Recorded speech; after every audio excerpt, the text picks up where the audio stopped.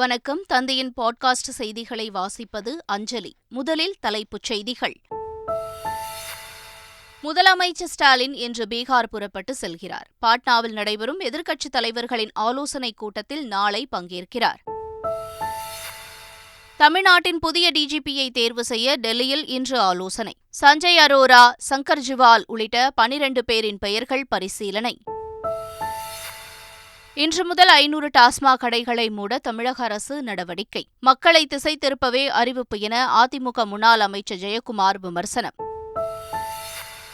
அரசுமுறை பயணமாக அமெரிக்கா சென்றுள்ள பிரதமர் மோடிக்கு வாஷிங்டனில் உற்சாக வரவேற்பு. வெள்ளை மாளிகையில் பிரதமர் மோடிக்கு சிறப்பு விருந்து அளிக்க அதிபர் ஜோ பைடன், அவரது மனைவி ஏற்பாடு. அசாமில் கனமழை காரணமாக 20 மாவட்டங்களில் கடும் வெள்ள பாதிப்பு. மேற்கு வங்கத்தில் இடிமின்னலுடன் தாக்கியதில் 7 பேர் உயிரிழப்பு.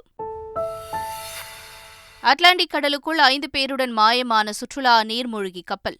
தேடும் பணிகள் தீவிரம். கடலுக்குள்ளிருந்து சிக்னல் கிடைப்பதாக தகவல். டிஎன்பிஎல் லீக் போட்டியில் சேப்பாக் அணியை வீழ்த்தி திண்டுக்கல் அணி வெற்றி.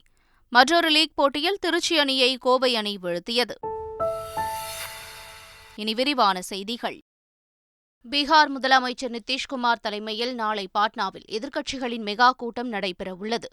காங்கிரஸ் தலைவர் மல்லிகார்ஜுன கார்கே, முன்னாள் தலைவர் ராகுல் காந்தி, மமதா பானர்ஜி, அரவிந்த் கெஜ்ரிவால் உள்ளிட்ட தலைவர்கள் இதில் பங்கேற்க உள்ளனர். இந்த கூட்டத்தில் பங்கேற்பதற்காக முதலமைச்சர் ஸ்டாலின், டி.ஆர். பாலு ஆகியோர் இன்று பீகார் புறப்பட்டு செல்கின்றனர். எதிர்க்கட்சிகள் கூட்டத்தில் மக்களவைத் தேர்தலில் பாஜக எப்படி எதிர்கொள்வது, ஒருங்கிணைந்த தேர்தல் செயல்பாடு, எதிர்க்கட்சிகளின் ஒற்றுமையை வலுப்படுத்துவது, முக்கிய பிரச்சினைகளை முன்னிறுத்தி பிரச்சாரம் மேற்கொள்வது உட்பட பல்வேறு விஷயங்கள் குறித்து கூட்டத்தில் விவாதிக்கப்பட உள்ளது. தமிழகத்தில் மொத்தம் உள்ள 5329 மதுக்கடைகளில் 500 கடைகளை இன்று முதல் மூடுவதாக டாஸ்மாக் நிர்வாகம் அறிவித்துள்ளது. அதன்படி தென் சென்னையில் 21 கடைகளும், வடக்கு மற்றும் மத்திய சென்னையில் தலா 20 கடைகளும் மூடப்பட உள்ளன. வடக்கு காஞ்சிபுரத்தில் 15 கடைகளும், தெற்கு காஞ்சிபுரத்தில் 16 கடைகளும், திருவள்ளூர் கிழக்கில் 32 கடைகளும், திருவள்ளூர் மேற்கில் 14 கடைகளும் மூடப்படுவதாக அறிவிக்கப்பட்டுள்ளது. வடக்கு மற்றும் தெற்கு கோவையில் தலா 10 கடைகளும், திருப்பூர் மற்றும் ஈரோடு மாவட்டத்தில் தலா 24 மதுக்கடைகளும் மூடப்பட உள்ளன. இதேபோல நீலகிரி, கரூர், மதுரை, திண்டுக்கல், சிவகங்கை, ராமநாதபுரம், விருதுநகர், நெல்லை உள்ளிட்ட பல ஊர்களில் டாஸ்மாக் கடைகள் மூடப்படுவதாக அறிவிக்கப்பட்டுள்ளது. மக்களை திசை திருப்புவதற்காகவே 500 மதுக்கடைகள் மூடும் அறிவிப்பை வெளியிடப்பட்டிருப்பதாக அதிமுக முன்னாள் அமைச்சர் ஜெயக்குமார் விமர்சித்துள்ளார். அந்த ஈடியினுடைய நடவடிக்கை பெரிய அளவுக்கு திமுகவுக்கு ஒரு பாதிப்பு ஏற்படுத்தியிருக்க நிலையில் அதை திசை திருப்பணும் ஒன்று. அப்போ இன்றைக்கி பார்த்து ஒரு 500 கடை மூடிடுறோன்னு சொன்னாங்க. நாங்கள் என்ன சொல்கிறீங்க, இந்த வாக்குறுதியெலாம் நிறைவேற்றிட்டிங்கன்னு சொல்கிறீங்க இல்லைங்களா, அதேமாதிரி வாக்குறுதி நிறைவேற்றுற வகையில் மூடிட்டு போங்க, தமிழ்நாட்டு மக்கள் மகிழ்ச்சி அடைவாங்க. ஆனால் மக்களை ஏமாற்றி திசை திருப்புகிற ஒரு விஷயமாக தான் இந்த டாஸ்மாக் 500 கடைகள் மூடப்பட்டதை நம்ம பார்க்க முடியும். கடந்த மே மாதம் 8ஆம் தேதி சென்னையில் அமமுக பொதுச் செயலாளர் டிடிவி தினகரனை சந்திக்க ஓபிஎஸ் அடுத்த கட்ட நடவடிக்கையாக அதிமுகவை மீட்க இருவரும் இணைந்து செயல்பட உள்ளதாக கூட்டாக அறிவித்தனர். அதனைத் தொடர்ந்து தஞ்சையில் நடந்த முன்னாள் அமைச்சர் வைத்திலிங்கம் இல்ல திருமணத்தை இருவரும் இணைந்து நடத்தி வைத்தனர். இந்நிலையில் அடுத்த மாநாடு குறித்து மேற்கு மண்டல மாவட்ட செயலாளர்களுடன் ஓபிஎஸ் வரும் சனிக்கிழமை சென்னையில் ஆலோசனை நடத்தவுள்ளார். வாடிய பயிரை கண்டபோதெல்லாம் வாடினேன் என்ற வள்ளலாரின் வரிகள் சனாதன தர்மத்தின் எதிரொலி என்று தமிழக ஆளுநர் ஆர்.என். ரவி தெரிவித்துள்ளார். கடலூர் மாவட்டம் வடலூரில் நடைபெற்ற வள்ளலாரின் 200வது ஜெயந்தி விழாவில் கலந்து கொண்டு பேசிய ஆளுநர் ஆர்.என். ரவி, வள்ளலாரின் நூல்களையும் படித்தபோது பிரமிப்பு ஏற்பட்டது என்று கூறினார். 10,000 ஆண்டுகள் சனாதன தர்மத்தின் உச்ச நட்சத்திரம் வள்ளலார் என்றும், ஆனால் அறியாமை மற்றும் காழ்ப்புணர்ச்சியால் சனாதன தர்மத்தை சிலர் தவறாக நினைத்துள்ளனர் என்றும் ஆளுநர் ஆர்.என். ரவி தெரிவித்திருக்கிறார். இதனிடையே தமிழக மக்களுக்கு எதிராக ஆளுநர் ஆர்.என். ரவி பேசி வருவதாக விடுதலை சிறுத்தைகள் கட்சித் தலைவர் திருமாவளவன் விமர்சித்துள்ளார். தமிழ்நாட்டின் புதிய டிஜிபியை தேர்வு செய்வதற்கான ஆலோசனைக் கூட்டம் டெல்லியில் இன்று நடைபெறவுள்ளது. தலைமைச் செயலாளர் இறையன்பு, உள்துறை செயலாளர் அமுதா மற்றும் தற்போதைய டிஜிபி சைலேந்திரபாபு ஆகியோர் இந்த கூட்டத்தில் கலந்து கொள்ள உள்ளனர். கூட்டத்தின் இறுதியில் மத்திய அரசின் பணியாளர் தேர்வாணையம் 3 ஐபிஎஸ் அதிகாரிகள் இறுதி செய்து தமிழ்நாடு அரசிடம் பட்டியலை ஒப்படைக்கும். இதிலிருந்து ஒருவரை தமிழ்நாடு அரசு சட்டம் ஒழுங்கு டிஜிபியாக நியமிக்கும். தமிழக டிஜிபி சைலேந்திரபாபு வரும் 30ஆம் தேதியுடன் ஓய்வு பெறுகிறார் என்பது குறிப்பிடத்தக்கது. தமிழகத்தின் அடுத்த தலைமை செயலாளர் யார் என்ற அறிவிப்பு ஓரிரு தினங்களில் வெளியாக உள்ளது. தற்போதைய தலைமை செயலாளர் இறையன்பு வரும் 30ஆம் தேதியுடன் ஓய்வு பெறுகிறார். இதையடுத்து அடுத்த தலைமை செயலாளர் யார் என்ற எதிர்பார்ப்பு நிலவி வருகிறது. இதில் 3 பேரின் பெயர்கள் பட்டியலில் இடம்பெற்றுள்ளன. தற்போதைய IAS அதிகாரிகள் பட்டியலில் முதலிடத்தில் உள்ள ஹன்ஸ்ராஜ் வர்மா, 2வது இடத்தில் உள்ள SK பிரபாகர், 3வது இடத்தில் உள்ள சிவ்தாஸ் மீனா ஆகியோரின் பெயர்கள் பரிசீலனையில் உள்ளன. அமைச்சர் செந்தில் பாலாஜி கைது விவகாரத்தில் அமலாக்கத்துறையின் மேல்முறையீட்டு மனுக்கள் மீது இடைக்கால உத்தரவு பிறப்பிக்க உச்சநீதிமன்றம் மறுப்பு தெரிவித்துள்ளது. செந்தில் பாலாஜியை தனியார் மருத்துவமனைக்கு மாற்றியது, ஆட்கொணர்வு மனுவை விசாரித்தது ஆகிய சென்னை உயர்நீதிமன்ற உத்தரவுக்கு தடை கோரி உச்சநீதிமன்றத்தில் அமலாக்கத்துறை மேல்முறையீடு செய்தது. இந்த மேல்முறையீடு மனுக்களை உச்சநீதிமன்ற நீதிபதிகள் சூரியகாந்த், MM சுந்தரேஷ் ஆகியோர் அடங்கிய அமர்வு விசாரித்தது. இருதரப்பு வாதங்களையும் பதிவு செய்து கொண்ட உச்சநீதிமன்றம் ஆட்கொணர்வு மனு விசாரணைக்கு நிலைக்கத்தக்கதா, மருத்துவமனையில் சிகிச்சை பெற்ற நாட்களை காவல் நாட்களிலிருந்து கழிப்பதா என்பதை சென்னை உயர்நீதிமன்றம் இன்று நடைபெறும் விசாரணையின்போது ஆராயும் என்றும், எனவே அமலாக்கத்துறையின் மேல்முறையீடு மனுக்கள் மீதான விசாரணையை ஜூலை 4ஆம் தேதிக்கு தள்ளி வைப்பதாகவும் உத்தரவிட்டது. தமிழகம் முழுவதும் கலை அறிவியல் கல்லூரிகளில் 1ஆம் ஆண்டு வகுப்புகள் ஜூலை மாதம் 3ஆம் தேதி துவங்கும் என்று உயர்கல்வித்துறை அறிவித்துள்ளது. இதுகுறித்து உயர்கல்வித்துறை வெளியிட்டுள்ள அறிவிப்பில், காலியாக உள்ள இடங்களுக்கு தொடர்ந்து மாணவர் சேர்க்கை கலந்தாய்வு நடந்து வருகிறது என்று கூறப்பட்டுள்ளது. ஜூன் மாதம் 30ஆம் தேதி வரை தொடர்ந்து மாணவர் சேர்க்கை நடைபெறும் என்றும் தெரிவிக்கப்பட்டுள்ளது. திருச்செந்தூர் அருகே சாலையில் சென்று கொண்டிருந்த கார் திடீரென தீப்பிடித்து எரிந்ததால் பரபரப்பு ஏற்பட்டது. தூத்துக்குடி மாவட்டம் திருச்செந்தூர் அருகே உள்ள ஆறுமுகநேரி சாலையில் கார் ஒன்று திடீரென தீப்பிடித்து எரிந்தது. நல்வாய்ப்பாக இந்த விபத்தில் ஓட்டுநர் உட்பட காரில் இருந்த 3 பேர் காயமின்றி உயிர் தப்பினர். இந்த சம்பவம் தொடர்பாக போலீசார் வழக்கு பதிவு செய்து விசாரணை நடத்தி வருகின்றனர். செங்கல்பட்டு மாவட்டம் மறைமலை நகர் அருகே கடம்பூர் கிராமத்தில் 300 கோடி ரூபாய் மதிப்பீட்டில் அரசு தாவரவியல் பூங்கா அமைய உள்ள இடத்தில் சிலர் ஆக்கிரமித்து வீடுகளை கட்டி வசித்து வந்தனர். இந்நிலையில் போலீஸ் பாதுகாப்புடன் சென்ற வருவாய்த்துறை அதிகாரிகள் JCB இயந்திரம் மூலம் வீடுகளை இடித்து அகற்றினர். அப்போது குடியிருப்பு வாசிகள் சிலர் கால அவகாசம் வேண்டும் என கோரி அதிகாரிகளிடம் வாக்குவாதத்தில் ஈடுபட்டனர். போதிய அவகாசம் ஏற்கனவே வழங்கப்பட்டதால் வீட்டிலிருந்த பொருட்களை வெளியே எடுத்து வைத்து JCB இயந்திரம் மூலம் ஆக்கிரமிப்புகள் இடித்து அகற்றப்பட்டது. கோவை வனசரகத்தில் உள்ள மருதமலையில் குமார் என்ற இளைஞர் யானை தாக்கி உயிரிழந்தார். இந்த சம்பவம் அதிர்ச்சியை ஏற்படுத்தியுள்ள நிலையில் மருதமலை அடிவாரத்தில் 10க்கும் மேற்பட்ட காட்டு யானைகள் முகாமிட்டுள்ளன. இதனால் அப்பகுதியில் தீவிர ரோந்தில் ஈடுபட்டு வரும் வனத்துறையினர் யானைகள் நடமாட்டம் தொடர்பாக ஒலிபெருக்கி மூலம் எச்சரிக்கை விடுத்து வருகின்றனர். மேலும் காலை 7 மணி முதல் மாலை 5 மணி வரை மட்டுமே படிக்கட்டுகள் வழியாகவும் இருசக்கர வாகனம் மூலம் மலைப்பாதை வழியாகவும் பக்தர்கள் மருதமலை சுப்பிரமணிய சுவாமி கோயிலுக்கு செல்ல வேண்டுமென வனத்துறையினர் அறிவுறுத்தியுள்ளனர். தென்காசி மாவட்டத்தில் உள்ள மேற்கு தொடர்ச்சி மலைகளில் கனமழை பெய்த நிலையில் குற்றாலத்தில் உள்ள ஐந்தருவியில் திடீரென வெள்ளப்பெருக்கு ஏற்பட்டது. இதனைத் தொடர்ந்து ஐந்தருவியில் சுற்றுலாப் பயணிகள் குளிக்க தடை விதிக்கப்பட்டது. பேரருவியில் குறைவாக தண்ணீர் விழுந்த போதிலும் வெள்ளப்பெருக்கு அபாயம் இருப்பதை கருத்தில் கொண்டு அங்கும் சுற்றுலாப் பயணிகள் குளிக்க தடை விதிக்கப்பட்டது. தமிழ்நாட்டின் பல்வேறு பகுதிகளிலும் பரவலாக மழை பெய்தது. ஊட்டியில் கனமழை கொட்டி தீர்த்தது. இதனால் தொட்டபெட்டா வனப்பகுதியில் சாலைகளில் தண்ணீர் பெருக்கெடுத்து ஓடியது. மதுரை மாவட்டம் முஸ்லம்பட்டி மற்றும் அதன் சுற்றுவட்டார பகுதிகளில் கனமழை கொட்டி தீர்த்தது. திருச்சி மாநகர பகுதிகளில் இடி மின்னல் மற்றும் பரவலாக மழை பெய்தது. கரூர் மாவட்டம் குளித்தலை மற்றும் அதன் சுற்றுவட்டார பகுதிகளில் மழை வெளுத்து வாங்கியது. சர்வதேச யோகா தினத்தையொட்டி டெல்லி ராஷ்டிரபதி பவனில் குடியரசுத் தலைவர் திரௌபதி முர்மு யோகா பயிற்சி மேற்கொண்டார்.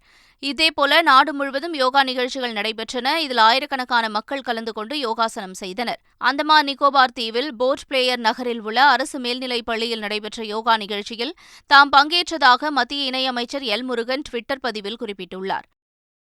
அசாமில் பெய்த கனமழை காரணமாக 20க்கும் மேற்பட்ட மாவட்டங்களை மழை வெள்ளம் சூழ்ந்துள்ளது. இதனால் பாதிக்கப்பட்ட 1,20,000க்கும் மேற்பட்ட மக்கள் மீட்கப்பட்டு பாதுகாப்பான இடங்களில் தங்க வைக்கப்பட்டுள்ளனர். பல ஆறுகளில் வெள்ளம் கரை புரண்டு ஓடுவதால் நல்பாரி உள்ளிட்ட பல மாவட்டங்களில் பல்லாயிரக்கணக்கான விளைநிலங்கள் தண்ணீரில் மூழ்கியுள்ளன. கனமழை தொடரும் என்பதால் முன்னெச்சரிக்கை மற்றும் நிவாரணப் பணிகள் தீவிரப்படுத்தப்பட்டுள்ளதாக அதிகாரிகள் தெரிவித்துள்ளனர். இதனிடையே மேற்குவங்க மாநிலம் மால்டா மாவட்டத்தில் கனமழையின் போது இடி தாக்கி 7 பேர் உயிரிழந்துள்ளனர். மணிப்பூரில் சக்தி வாய்ந்த குண்டு வெடித்ததில் 3 பேர் படுகாயமடைந்துள்ளனர். மணிப்பூர் மாநிலத்தில் அண்மையில் நிகழ்ந்த கலவரத்தையொட்டி தொடர்ந்து வன்முறை சம்பவங்கள் நிகழ்ந்து வருகின்றன.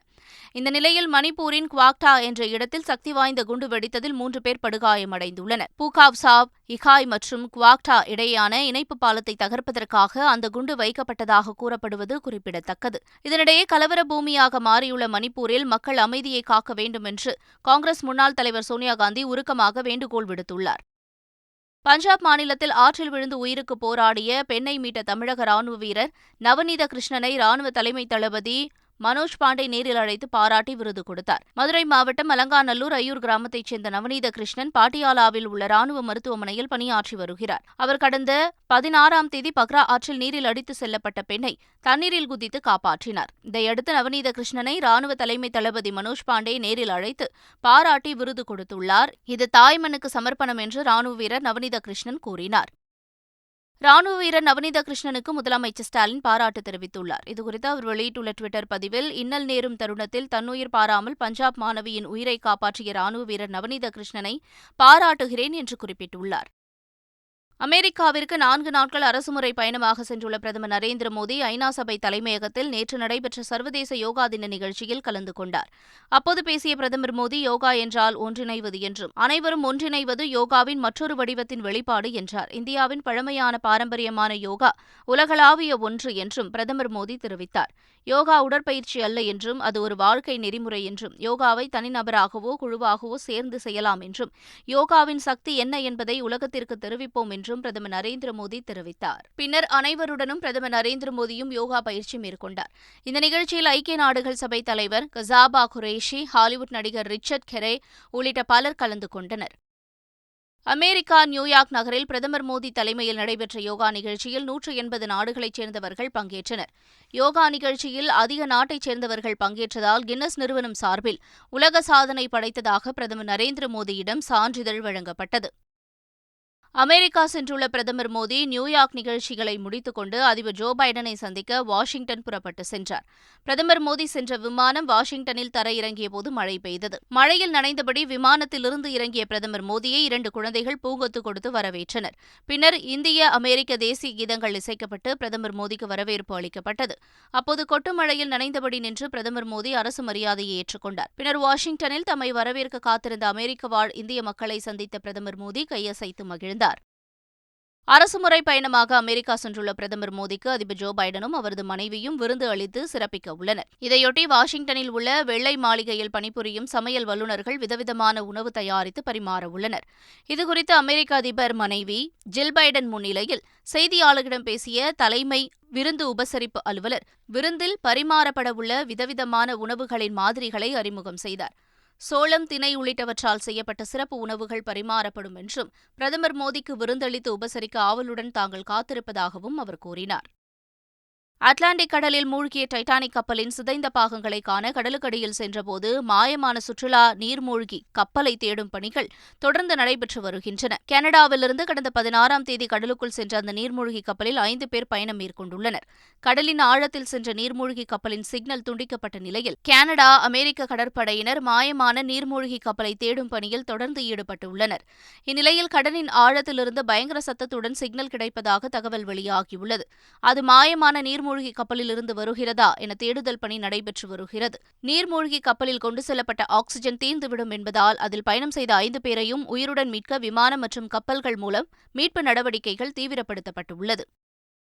டிஎன்பிஎல் தொடரின் 11வது லீக் போட்டியில் 1 ரன் வித்தியாசத்தில் திண்டுக்கல் டிராகன்ஸ் அணி திரில் வெற்றி பெற்றது. நத்தம் தனியார் கல்லூரி மைதானத்தில் நடைபெற்ற போட்டியில் திண்டுக்கல் அணி 20 ஓவர்களில் 9 விக்கெட்டுகள் இழப்பிற்கு 170 ரன்கள் சேர்த்தது. அடுத்து பேட் செய்த சேபாக் சூப்பர் கில்லிஸ் 20 ஓவர்களில் 9 விக்கெட்டுகள் இழப்பிற்கு 169 ரன்கள் மட்டுமே எடுத்தது. இதனால் 1 ரன் வித்தியாசத்தில் திரில் வெற்றி பெற்ற திண்டுக்கல் டிராகன்ஸ் 6 புள்ளிகளுடன் முதலிடத்தில் உள்ளது. இதேபோல டிஎன்பிஎல் தொடரின் மற்றொரு லீக் போட்டியில் கோவை அணி திருச்சி அணியை 6 விக்கெட் வித்தியாசத்தில் வீழ்த்தியது. முதலில் பேட் செய்த திருச்சி அணி 20 ஓவர்கள் முடிவில் 6 விக்கெட் இழப்பிற்கு 117 ரன்கள் எடுத்தது. தொடர்ந்து களமிறங்கிய கோவை அணி 18.2 ஓவர்களில் 4 விக்கெட்டுகள் இழப்பிற்கு 119 ரன்கள் எடுத்து 6 விக்கெட் வித்தியாசத்தில் வெற்றி பெற்றது. மீண்டும் தலைப்புச் செய்திகள். முதலமைச்சர் ஸ்டாலின் இன்று பீகார் புறப்பட்டு செல்கிறார். பாட்னாவில் நடைபெறும் எதிர்க்கட்சித் தலைவர்களின் ஆலோசனைக் கூட்டத்தில் நாளை பங்கேற்கிறார். தமிழ்நாட்டின் புதிய டிஜிபியை தேர்வு செய்ய டெல்லியில் இன்று ஆலோசனை. சஞ்சய் அரோரா, சங்கர் ஜிவால் உள்ளிட்ட 12 பேரின் பெயர்கள் பரிசீலனை. இன்று முதல் 500 டாஸ்மாக் கடைகளை மூட தமிழக அரசு நடவடிக்கை. மக்களை திசை திருப்பவே அறிவிப்பு என அதிமுக முன்னாள் அமைச்சர் ஜெயக்குமார் விமர்சனம். அரசுமுறை பயணமாக அமெரிக்கா சென்றுள்ள பிரதமர் மோடிக்கு வாஷிங்டனில் உற்சாக வரவேற்பு. வெள்ளை மாளிகையில் பிரதமர் மோடிக்கு சிறப்பு விருந்து அளிக்க அதிபர் ஜோ பைடன், அவரது மனைவி ஏற்பாடு. அசாமில் கனமழை காரணமாக 20 மாவட்டங்களில் கடும் வெள்ள பாதிப்பு. மேற்கு வங்கத்தில் இடிமின்னலுடன் தாக்கியதில் 7 பேர் உயிரிழப்பு. அட்லாண்டிக் கடலுக்குள் 5 பேருடன் மாயமான சுற்றுலா நீர்மூழ்கி கப்பல். தேடும் பணிகள் தீவிரம். கடலுக்குள்ளிருந்து சிக்னல் கிடைப்பதாக தகவல்.